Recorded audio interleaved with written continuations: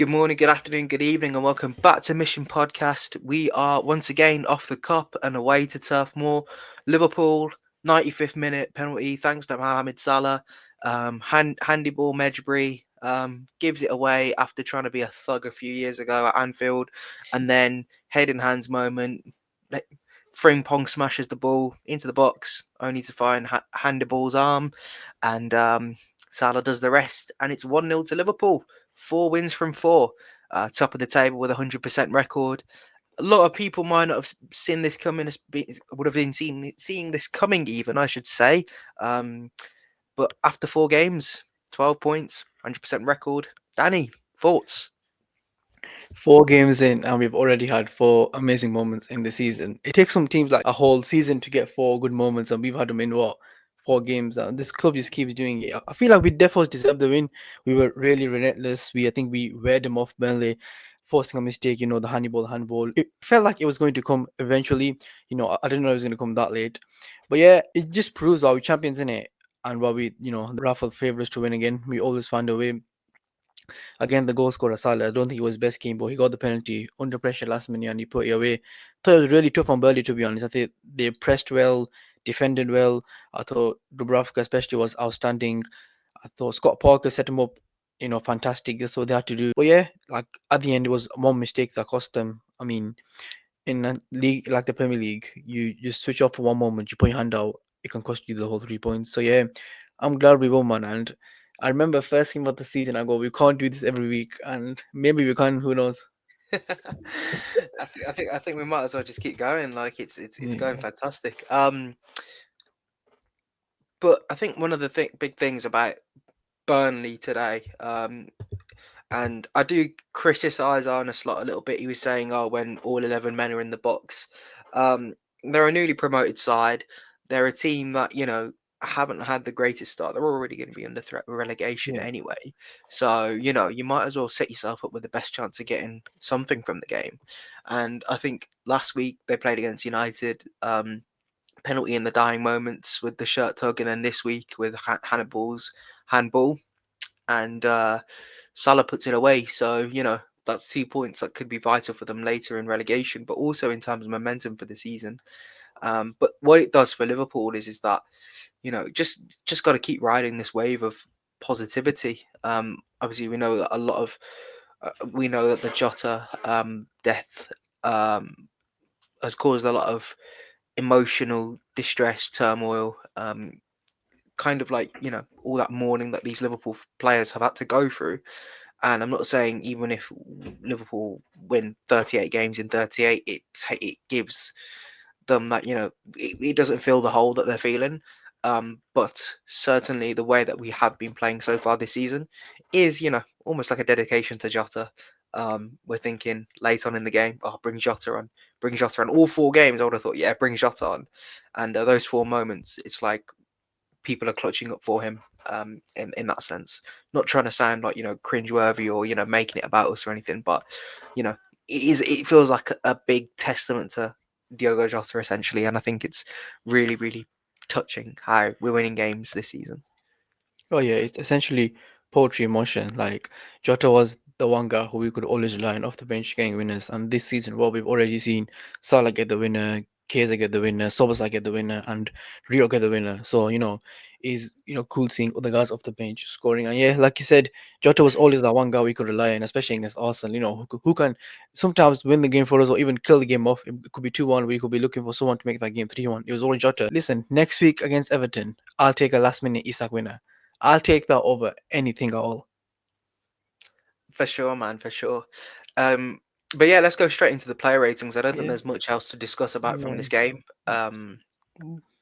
So obviously we've got the tier making box thingy magic. Um, The so player's the players. already in order. Oh wow, fantastic! And Yeah, we've even got the manager this time. yeah. So So Allison, he might as well not have been in goal today. I'll be honest. I can't really give him a rating. Um, I I mean, don't remember him he doing anything notable. he didn't have a one shot to save. Like nothing at all. He was just stood there for most of the time. And yeah, I think I think there was one shot that flew over him, but bar that, nothing. He just watched us attack for pretty much full game. So I don't know if I can really give him like a high rating. I'd probably give him a 6 or 7, probably 7. I'll say a 6. I think I don't really want to like a 7 feels too generous. It's like he's done something. He can't be anything less or anything more. Um, that's just Yeah, me. that's fair. So I was like, Again, just someone that's had a really good game. Going forward, defense. He had to track back defensively a couple of times and did very well. Offensively, made things happen. You know, he's been so exciting to watch this season. His ball carrying as well, trying to break the lines of the defense with his passing. A couple of long shots as well that Dubravka saved really well. So that's an 8 out of 10 game for me for Soboslai. And I even when he thought switched into the DM role as well, yeah. I was just gonna say he started right back, and then second off he went more into midfield. We'll talk about that in second after we've done the ratings. But I thought we looked much better when he went to midfield. That's not saying he's not good at right back. I thought he's that important to our midfield. Him and Gramovich are probably our most important midfielders in my opinion. And then again, in, like literally this game, Burnley, today's game, Arsenal's game, Newcastle, he was just showing his versatility. This guy can play right back and do a solid job. He can go into midfield and do a solid job. And again, I think he took the most shots for us. He was like the most threatening person in the whole squad. I think he took, 6 shots, 7 shots, and he was just taking shot at Dubravka. And I think he forced a few good saves, and that pressure led to our goal later on. So I thought he's one of our better players, to be honest. I'll probably give him 8 as well. Yeah, Yep, let's put him in the 8 bracket.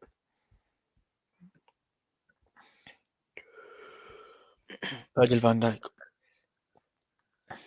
I mean, Um, just another Van Dijk performance, really. Nothing wrong with what he's done at all. The only like thing that I have not against him, but yeah, I suppose the criticism I have against him comparatively to the Arsenal centre backs of Gabriel and Saliba is they tend. I don't know if it's the way that the set pieces are delivered or the way that the set pieces are set up, but like surely someone of Van Dijk's height and quality, I would expect probably 3 or 4 goals a season from him. Just in an aerial sense. Um, and I feel as though the deliveries that we had today were decent enough for Van Dijk to work off something, um, and that probably could have given us a bit more of advantage in a game. But in terms of his defending work, he was quality, distribution through the lines as well. Um, just made everything look easy. It's an 8 again, another 8 for me. Um, Again, he didn't have to defend too much as well, so but when he did, fantastic. agreed. I thought he looked in control basically the whole game. I think he won 8 out of 8 headers. This season he's winning literally everything in the air. Don't think anyone's gonna beat him in the air much this season. And like you said, Hazza, if you can add a couple, even if he adds 3, 4 more goals a season, that'll do us a world of wonders. Right now, I don't think he's scoring as much. Like we like to, I can't remember his last goal. Must have been sometime last season. There was a chance in the first half. I don't even if you remember. I think Konate he headed it over near the box. If I want someone like Van Dijk at the end of that, burying it in the net. But yeah, bought that. I feel like Van Dijk was pretty flawless to be honest. The Burnley players didn't have a much of a run. I might have been once or twice in the whole game. But Mm, that, yeah, I think he's probably he's I think he's been a top 3 player for us this season so far. I think especially in the Arsenal game, he was immense. Newcastle game, immense again. Those were 2 games you had to really defend well. And again, he was holding Konate's hand for like the first 2, 3 games. I think Konate's settled in now. He's playing much better now. But yeah, I thought Van Dijk was again. I'd probably give him an 8. yeah, for sure. Kanate. I mean, I thought he was much better than he was for the opening 2 games. Solid game from Konate. I'd probably give him a 7 or 8. I don't know about yours. Yeah, I think again the way that he defended today and against Arsenal 2 weeks ago. If this is Kanate's final season and he continues to put out these levels of performances, I wouldn't mind saying goodbye to him. As long as he's continuing to put out performances, maintain good character as he has around the dressing room, etc. Not being like a rat like 66. Um, but I thought I was really impressed with Kanate today. He was probably a notch under. Everyone's a notch under Van Dyke, but even if you're a notch under, I still think you've had a really good showing. I'm Yeah, gonna give him a 7. Um, just because he wasn't as involved as Van Dyke. That's not his fault, but 7 seems fair. It seems fair. yeah. Left back. Kirkes. I like how you zoomed the screen out so we could see the lower numbers. Um, I mean, there's just there's a lot to like about Kirkes. Don't get me wrong. I like the way that he's able to overlap and underlap Gakpo. Those two still need to build a relationship on the left and the right side. They're kind of like it feels like the chemistry isn't that great between the pair of them at the moment. Obviously, the yellow card that he got for the dive was a real big piss take. He could have crossed it, could have got a corner out of it, could have potentially even got a goal from it as well. Instead, diving, and then even making that almost that last man challenge as well. He could have got sent off and left us down to 10 men. Again, not ideal. He had to come off. Slot made an excellent decision, I thought. People may disagree with me on that, but I thought this is probably one performance to forget. Probably the worst performance he's had since Bournemouth. He gradually got better. Second game, third game, then he just dropped back off. I think it's a 3 for me, to be honest. Yeah, I think he looked like a proper liability in arguably probably his most challenging display. I thought Bournemouth he was much better than today. The ball for today was his worst performance. I don't know why he started diving. I was like, why are you diving in the position of? It's not going to get you a penalty because they'll go to war and review anyway. So there's no point. And again, he received a booking for that committed a stupid foul on the counter before Slot decided yeah, it was enough and hooked him. And I thought, like you said, Hazard, I thought it was the perfect decision taking him off. He felt like he could put us down to 10 men if he made one, two more stupid challenges. Robertson came on and I thought he had a really good game. So yeah, I'd probably give Kekes a 3. For sure, yeah. I think there's a fair few people who are on the podcast that would disagree. It sounds like me and Danny are agreeing a lot with each other at the moment. That's just because our brains are, far more intelligent than those of Scout Umer. Um, Jokes aside, I think it was Umer and Salah were saying in our group chat. Yeah, we talk outside of this as well. They were saying, "Oh, can a professional not last for 10 more minutes and not use up a substitution window?" But then we countered the argument. I think it was a case of yeah, a professional should be able to not get booked for the next 10 minutes, but then also that's a pivotal part of your defense. He's not trusted. Gravenberch has been booked twice now in the last two games, not including this one, so Arsenal and Newcastle. But because he's trusted and he's able to hold his own, um, Slot trusts him and doesn't feel the need to take him off. But then when you've also got a quality replacement like Robertson on the bench as well, who's hungry, he wants to prove himself. Robertson, by the way, he doesn't want to be on the bench; he wants to be starting. It just made perfect sense to take him off, and he deserved to be hooked. So Charlie Kirkes, you just got to hold it this week. I'm sorry. Just talking about Kekes, would you start him against Atletico or would you start Robertson? Um, trying to think who plays on the right. It doesn't even matter. I think you got to. Yeah. I think you've just got to give Kirkes that. Okay, look, you had a shit game. Prove to me that you can still go out and mix it with the best. And then if he doesn't do so great, then you've got Robertson who's experienced to deal with the Merseyside derby. That kind of that passion, that fiery aspect, but then also able to keep his wits about him. I think Kirkes could be a bull in a china shop in that game, and that could cost us. So I think we need to start Kirkes midweek. If he has a good game, start him again. If not, Robertson on Saturday. Yeah, agreed. Gravenberch. For me, Gravenberch was the only player who looked remotely close to picking the Burnley defense. First half, especially, I think he had a close drive in the second half where he could have easily scored. Again, I thought this Gravenberch is easily our best midfielder. This ain't even a question. I think you can talk about who's the more important midfielder, but I feel like who's been the best midfielder over the last year and a half, I think it's been Gravenberch. We went into last year around this time, people were questioning, or could Gravenberch, be that sixth Liverpool have been playing for because he's rarely ever played, as a lone six. He's played as a pivot in Bayern Munich, but he's rarely ever played, himself as a six.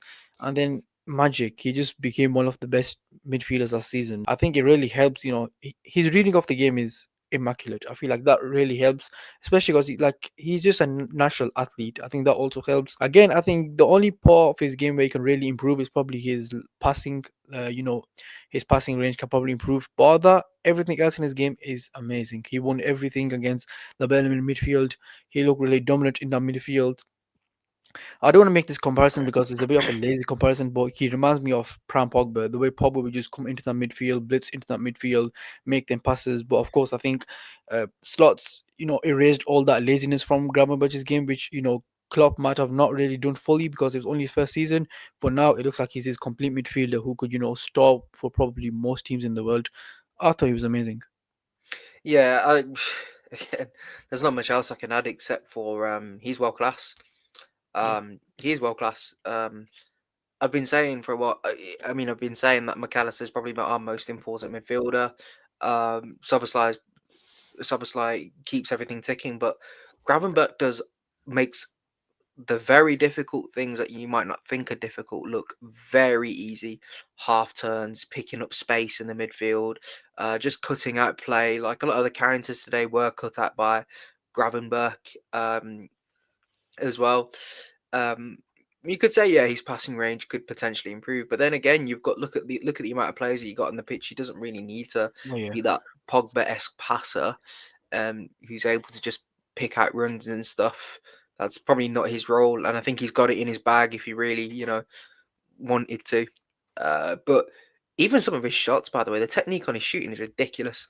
That Newcastle goal, for example, and even today, I think he's had a couple where, if it weren't for a very valiant Burnley defense, you probably would have seen a couple of them on target and maybe going in the back of the net. So yeah, I think it was a perfect midfield performance from Gravenberch. As far as DMs go, he's probably one that I'd say probably a 9 or a 10. I'd say 9. I thought this was a really solid performance. Yeah, we'll go with 9. Florian, actually, no, we'll start McAllister, then we'll go to Yeah. Wills. McAllister. Uh, I think this is his third season at Liverpool now. Yeah, The same with Endo, Soboslai, and Gravenberch. Gravenberch. Yeah. Uh, I think he's still. He needs a bit of a reboot in the sense of he needs to be put in like a cryogenic chamber. Needs to rest a little bit. It looks like he's been non-stop on it. He played 90 minutes for Argentina in the night in the international break twice, I think. He's come back from injury, and it feels like he's being rinsed.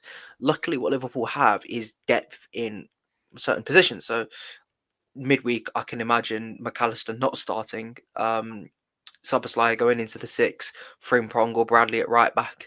That's the beauty of what the Liverpool midfield is at the moment.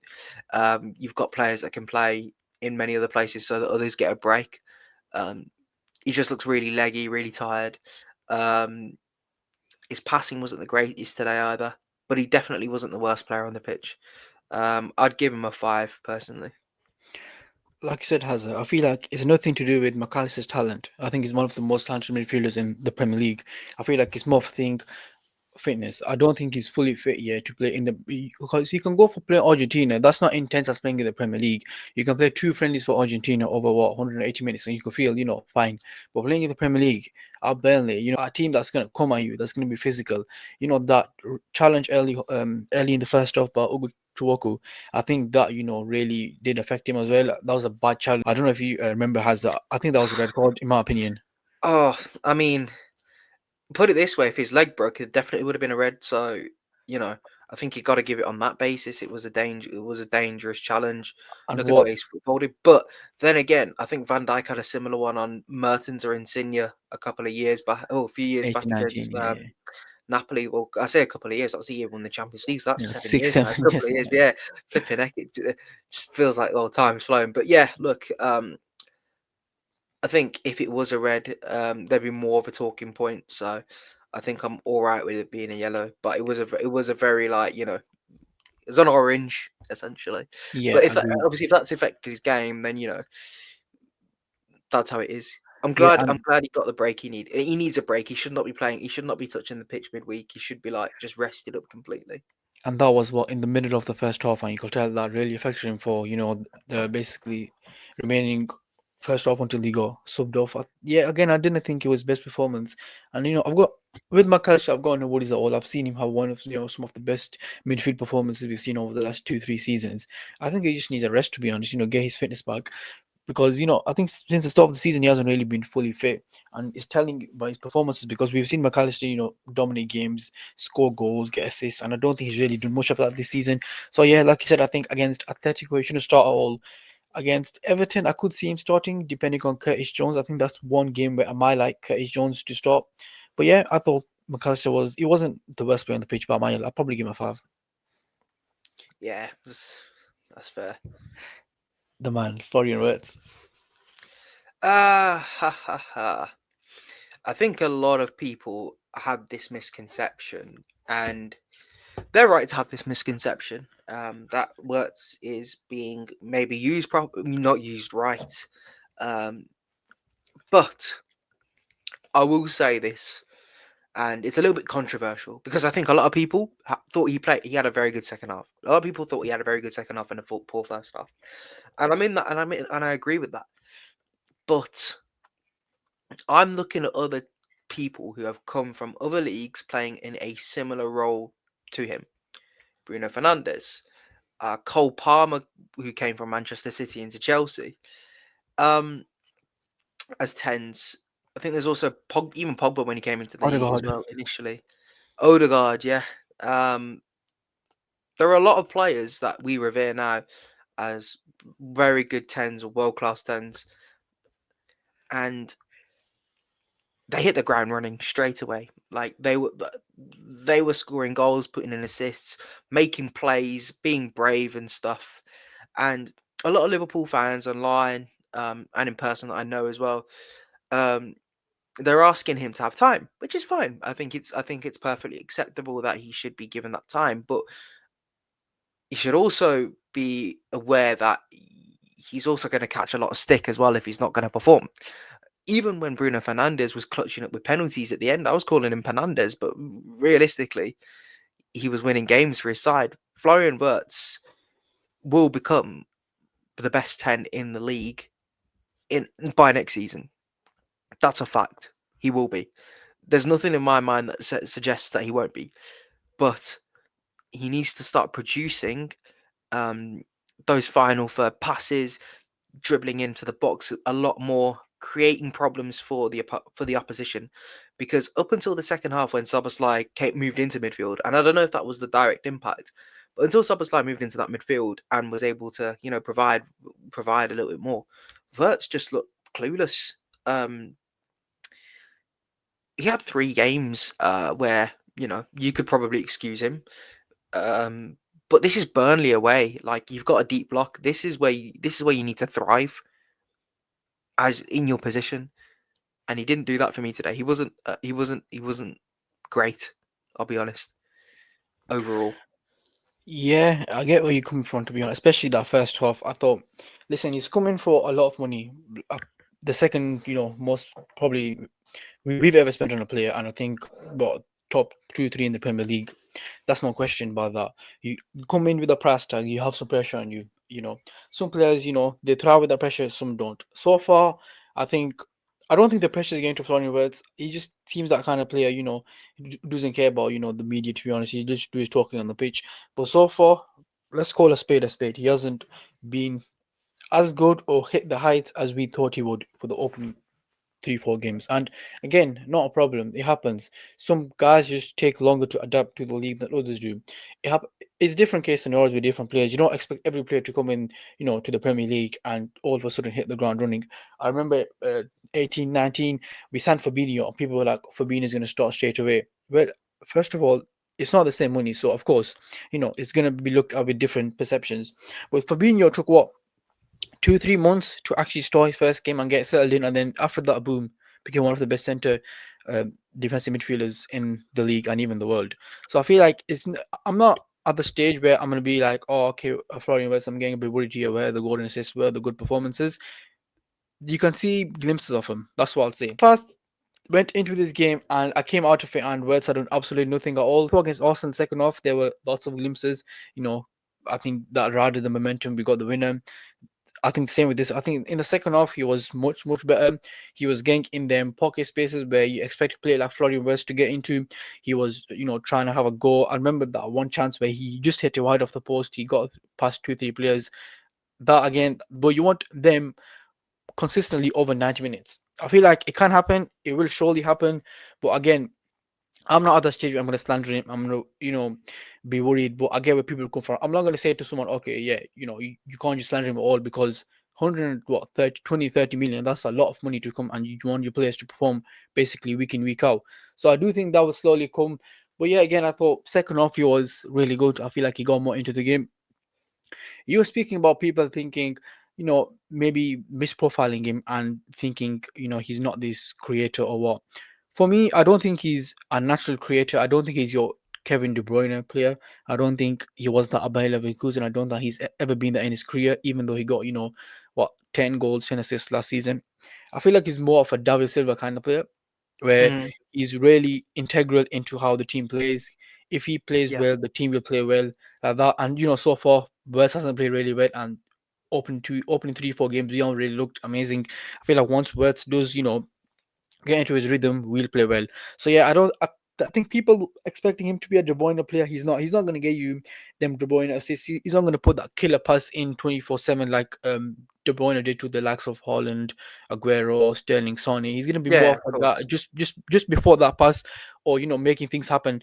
Basically, like a Coutinho player. Coutinho was never your De Bruyne ex player who got you these assists, but I think he's a more polished and better Coutinho, or he will become that, in my opinion. In the next few weeks, hopefully, he does start putting these performances together and just start performing over 90 minutes, because then that's when I think we'll start performing better as a team. Mm. So yeah, I think anything lower than a five is harsh because I thought that second half was really good. I'll probably give him a five or a six. Yeah, I'll give him a six for the on the basis that he was better than McAllister. But he just needs to be more consistent, I suppose. Yeah. Um, Cody Gakpo, there was a lot of talk about him today as well. And he's a piss take as well because I thought he had a decent game. Um, he's a little bit. One He's dimensional. yeah. That's it. He's one dimensional. This is what it comes into the topic of conversation where I spoke about how he doesn't feel like he has the uh chemistry with Milos Kerkez.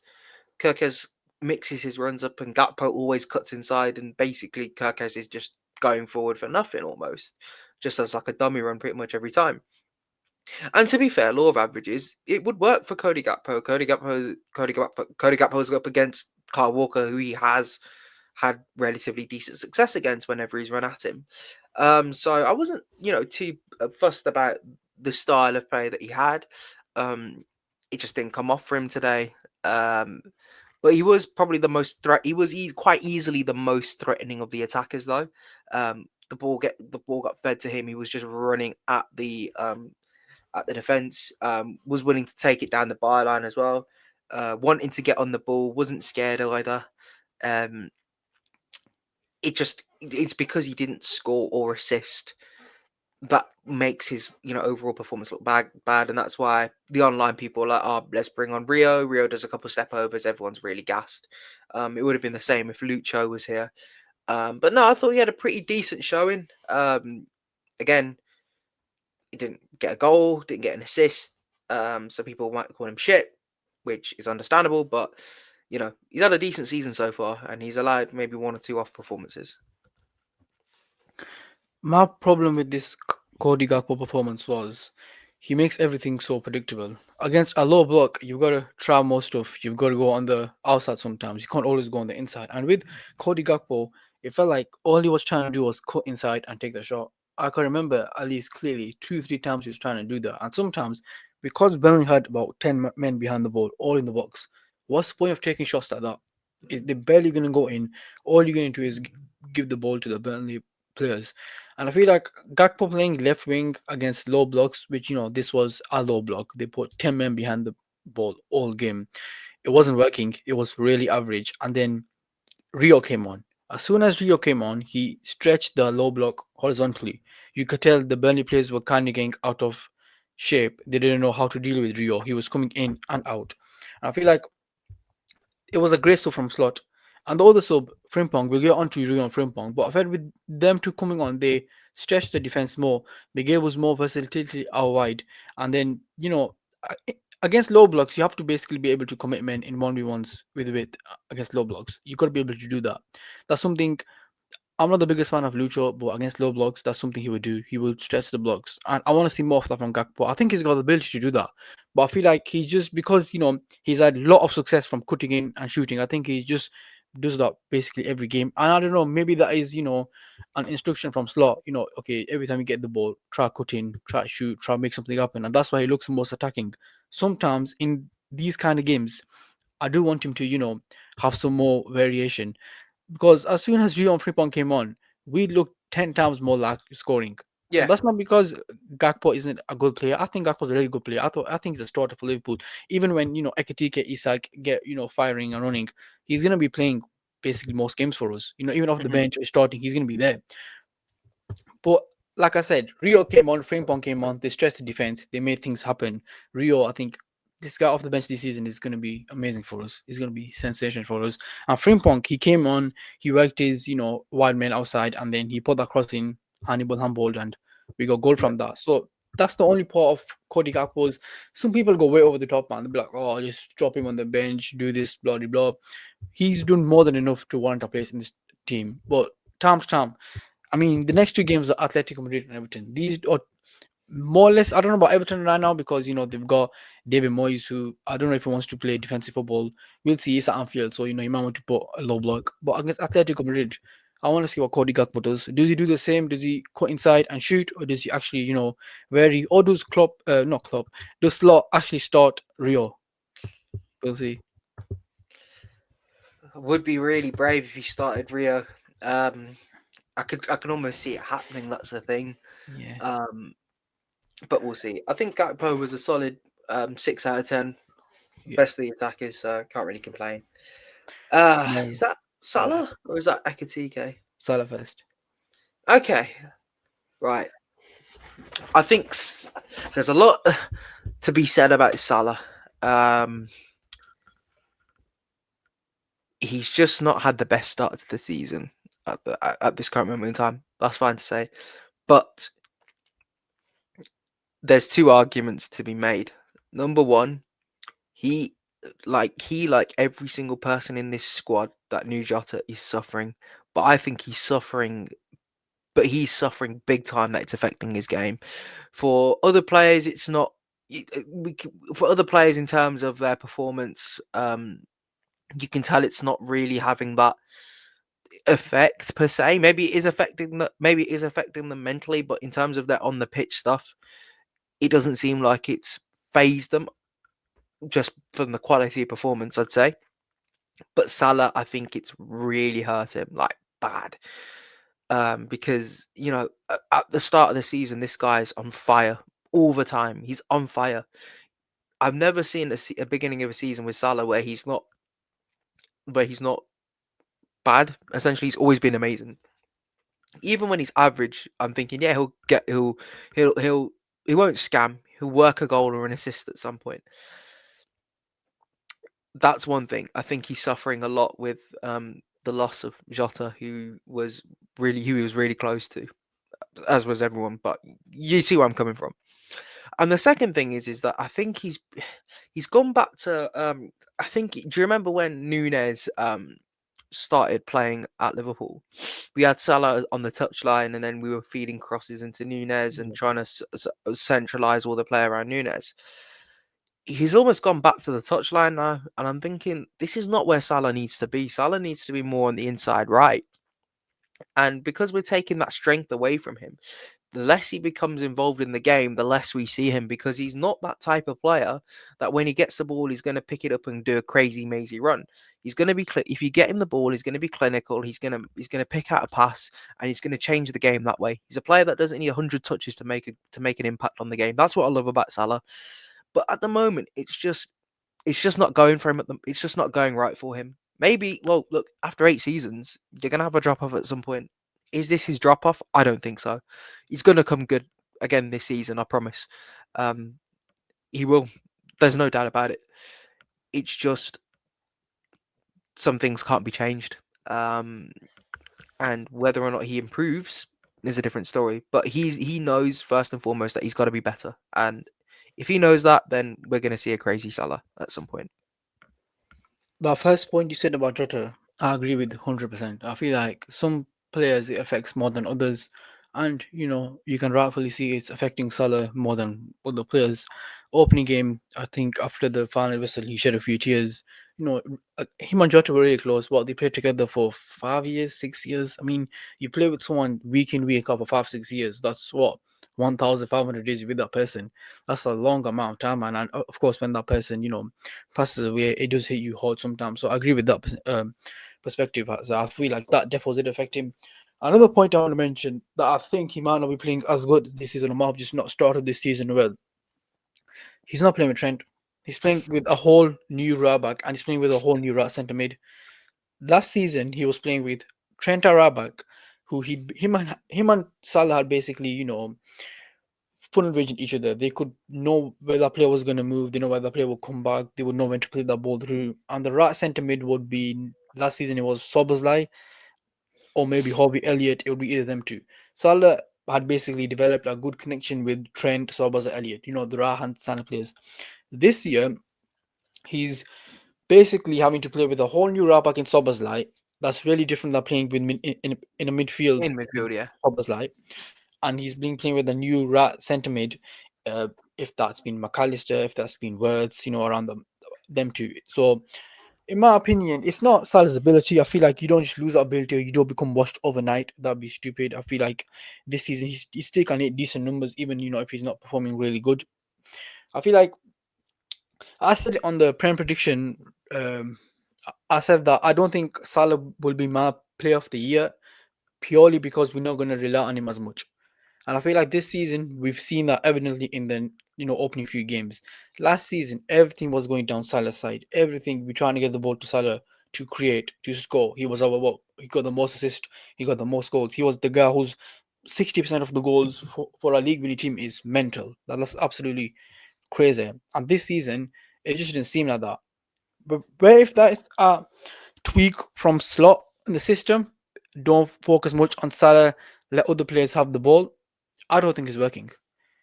We can see if it works in the next 2 3 months because I remember last season we didn't really get going in the league. I think it was November by the time we found our feet in the league. Opening few games we were really convincing, even though we won them like we're winning them right now.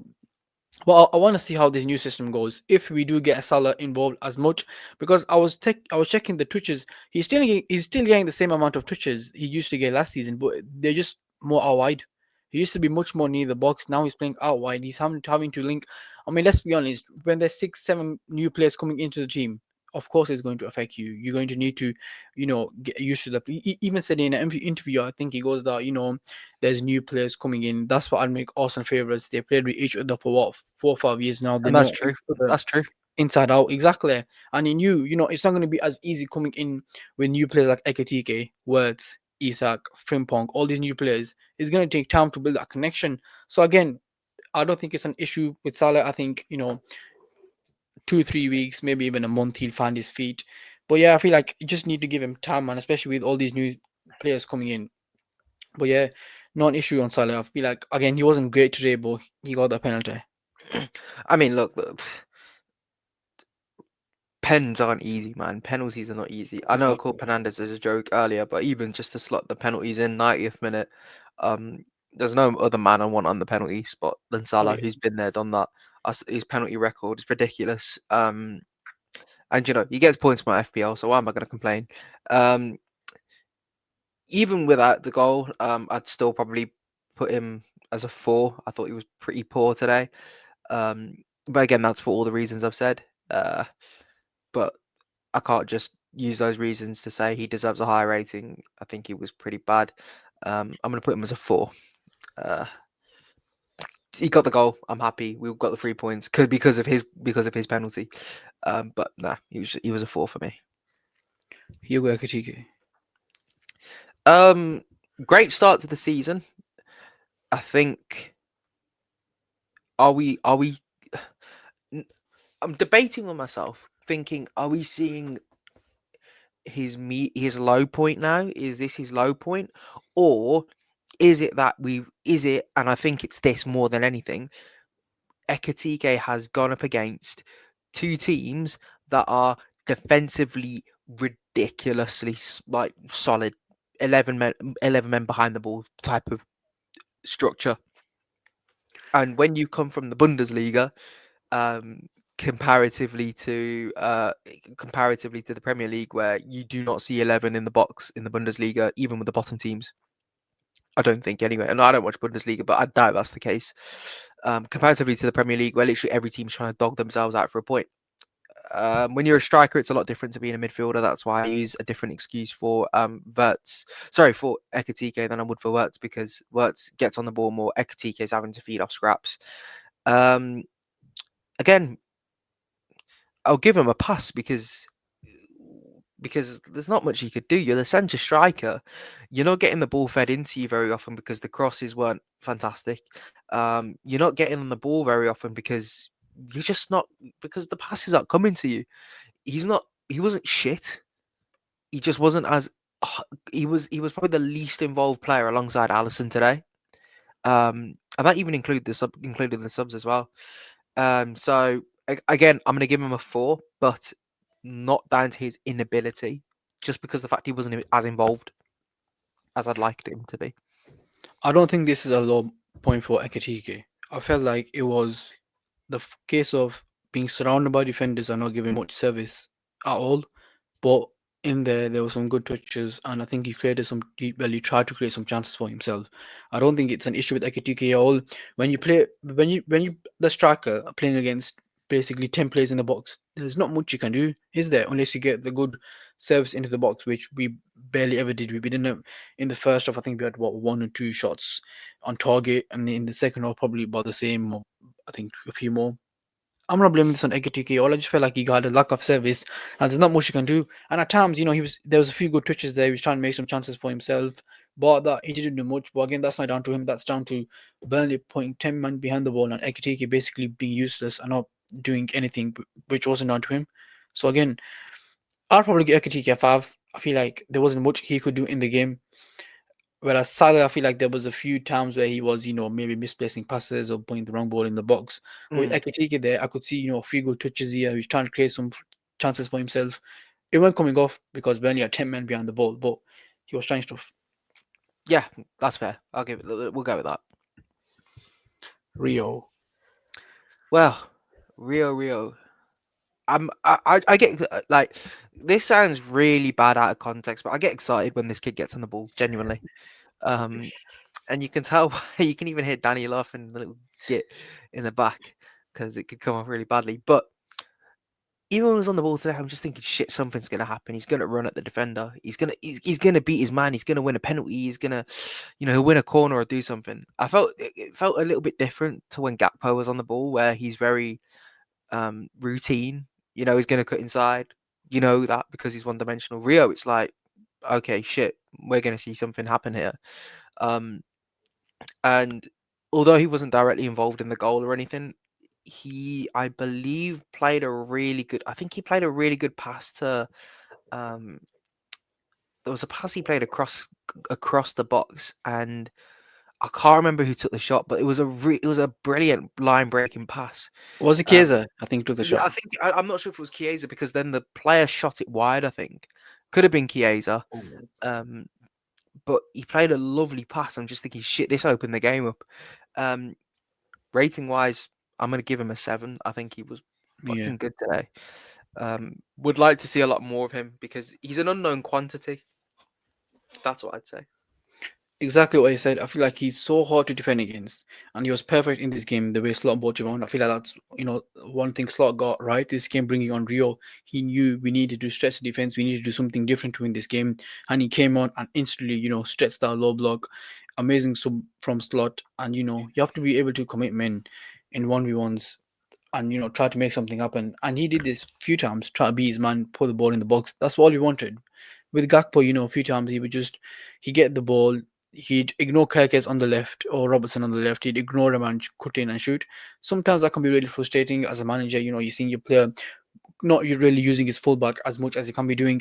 Rio came on, he was using his fullback, he was beating his man, he was putting the ball in the box, trying to make things happen. Great display, and I just hope this kid's trajectory is, something great. So far, well, he got a win against Newcastle. He was really good today. I think he'll start the cup game against Southampton in a week's time. Well, I hope he does start that game against Atletico, Everton. Come off the bench, make things happen, and boy, he's only 17. Exciting things ahead, man. Fantastic. Yeah, cannot wait. Connor Bradley. Even good game, man. I thought he had a really good game. Good game. Good game. With Connor Bradley, I feel like the way when he came on, you could just see we had a natural Rabak on the pitch. With Sobazai, again, this ain't anything against Sobazai. Sobazai. But I feel like when Sobazai plays in midfield, he's much better playing in midfield than he is playing Rabak. With Conor Bradley, he's that natural Rabak. He knows when to find Salah. He knows when to find his midfielder. And again, everything he did today, going up and down, I thought he was amazing. We've seen Conor Bradley. I think Conor Bradley's biggest problem is his inconsistency. I think at times he can be really inconsistent, have a few games off. But when he's at his best, I think he's amazing. And I think, again, he came on the pitch. And in the second half, especially when we went Soberslai, Grammarbridge, Wirtz in midfield with Bradley at right back, that's when we've seen the best of our team. Yeah. I Yeah. hope I hope he starts right back against Everton with a Soberslai, Grammarbridge, and Wirtz midfield up for there. Yeah, for sure. 7 for me. Was very impactful when he came on as well. Had a good time on the pitch. Frimpong. Frimpong got basically the Wow. assist. Wow. Yeah. Um, I think he's also someone that excites me. Um, the the only problem is today because of how deep Burnley were playing. We've not yet got to see how quick Jeremy Frimpong is, because he hadn't had to track back and he didn't get to bomb forward, um, and even his on the ball quality. Obviously, it's a lot less than what Trent Alexander-Arnold had, but even so, his decision making, just being able to weave in and around defenders, it's a lot better than what Trent had, in terms of beating his man. Quite strong on the ball as well. And yeah, the assist, he technically had an assist. So, that's on Frimpong, man. I think he was 7 as well. Yeah, Chiesa. he missed one chance. I think he missed one or two chances. The first chance that he had, I was thinking to myself, if we had Isak there, Oh yeah, that's a big goal. difference, a big difference. Nothing against Chiesa. Um, I thought he was pretty decent when he came on the pitch as well. But let's be honest, it's only a 5 for me. I'll give him Um, 5. Yeah, same. Robertson, solid game, man. Solid game. man, I'll be honest, I've been one of Robertson's biggest critics in the last 2 to 3 seasons. Pretty much since, well, actually 4 seasons, I'll be honest. I've been calling for a replacement for him because I feel as though he, when you have Simicast as your backup left back, you're not really fearful of anything because Simicast feels like, and I love Simicast, by the way. Not as a player, but just as a character, as a personality. In fact, he scored the FA Cup winning penalty as well. But when you got Simicast kind of like, as your backup left back, you're not really scared, or even if you put in a bad performance, if you bomb forward a couple times, um, and you leave space in behind on the left side, um, he just got a bit too comfortable. Now that Kirkez has come in, he's realised, shit, I've got to play well.